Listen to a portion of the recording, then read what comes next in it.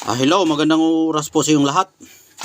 At happy New Year sa inyong lahat.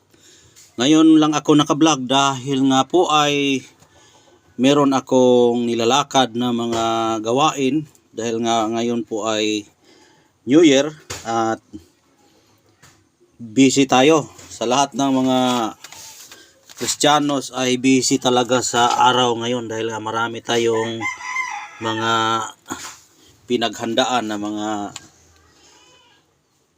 tao para ma-entertain natin. Maraming tao dito sa bahay at busy tayo. Kaya uunahin natin yung ating mga bisita. Ngayon, nakapag-vlog ako ulit dahil nga miss ko na kayong lahat na aking mga followers. Dahil matagal na tayong hindi nakapag-vlog. Ang ating i-vlog ngayon ay tungkol dito sa aking nakukuha na bago nating nakuha. Lahat ng mga aking mga vlog, wala namang daan. Lahat po yan ay bago. Ngayon, ipapakita ko sa inyo ang bago nating nakuha na mutya. Nakuha ko ito araw ng Biyernes kasi ang Biyernes na pinakamainam na pagkuha sa mutya dahil nga ang Biyernes kasi ang pinakamakapangyarihang gamit. Kaya yan po ay base sa aking natutunan bilang isang antingero o spiritual na pagkilos. Kaya nakakuha tayo ng idea kung paano natin kukunin ang mga mutya na ganito. Itong una nating nakuha ito ay mutya po ito sa putyukan.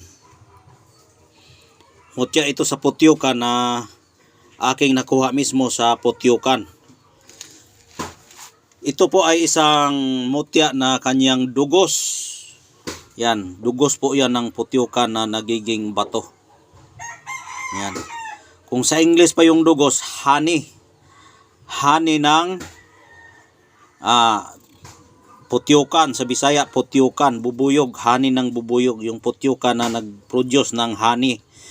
Kaya ito po ay kanyang mutya po ito ng honey o bubuyog, mutya sa honey, yung putyukan nga sa Bisaya putyukan yan.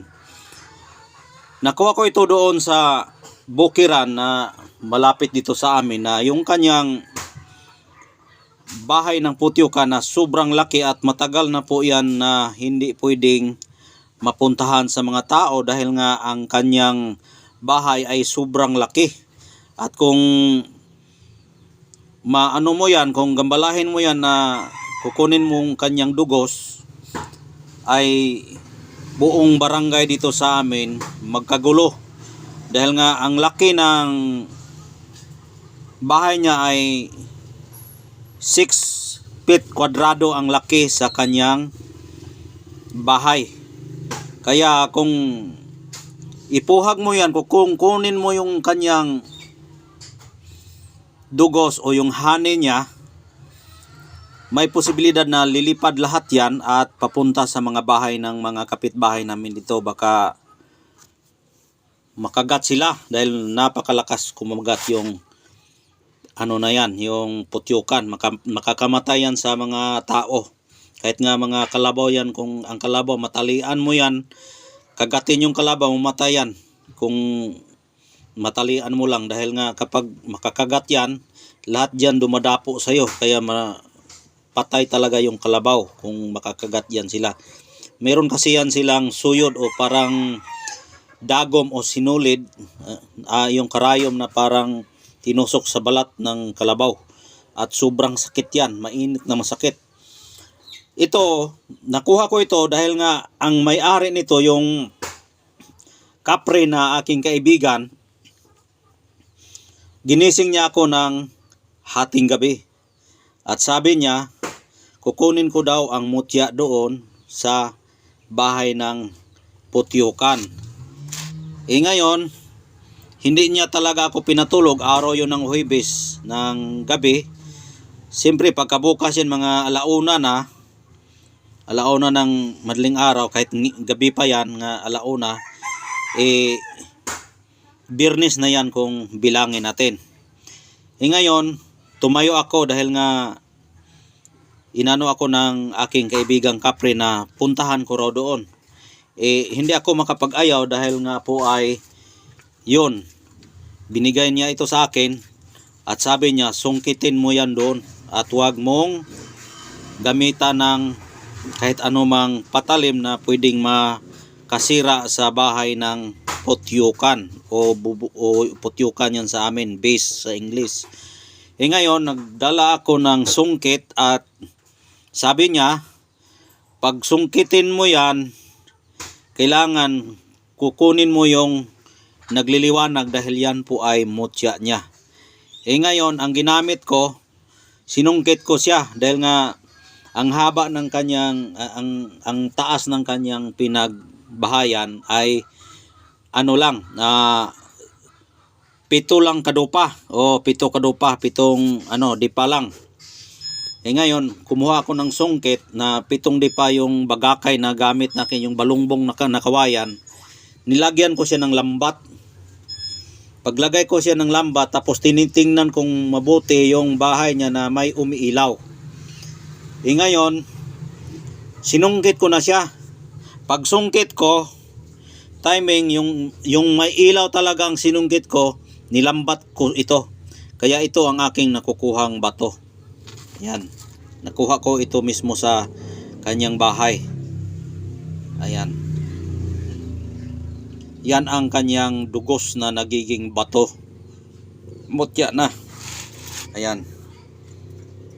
Napakagandang mutya dahil nga mutya siya sa putyukan. At dahil nga maganda siya at hindi lang basta maganda, dahil nga ito ay maganda gamitin sa pamproteksyon at swerte. Yan napakaganda kapag lalo pag ilawan mo. Yan napakaganda talaga niya. Yan, makikita mo ang kanyang bahay na o kung baga yung honey niya sa ilalim. Yung mga dugos niya. Makikita mo yung dugos niya. Yan makikita mo yung kanyang dugos. Ayan. Gumagalaw nga yung dugos niya Gumagalaw, buhay na buhay po yung kanyang aura sa kanyang pagkadugos Ayan. Buhay na buhay. Ayan.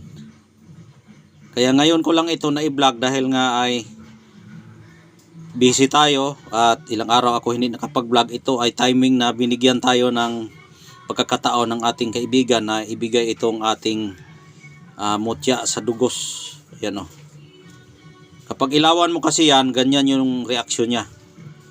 Pag walang ilaw, ganyan ang itsura Ayan. Pero pag ulitin kong ilawin yan, makikita mo ang kanyang bahay.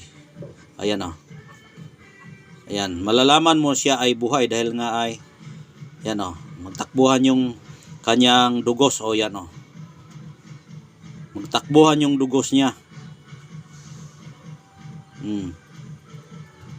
Sa reflection sa kanyang power. Yung power niya ang nagbibigay birtud niya Ayan. Ayan lang po ang aking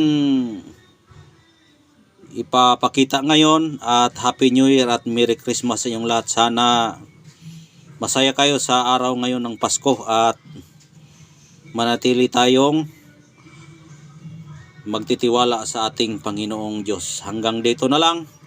Maraming salamat po at God bless po sa inyong lahat.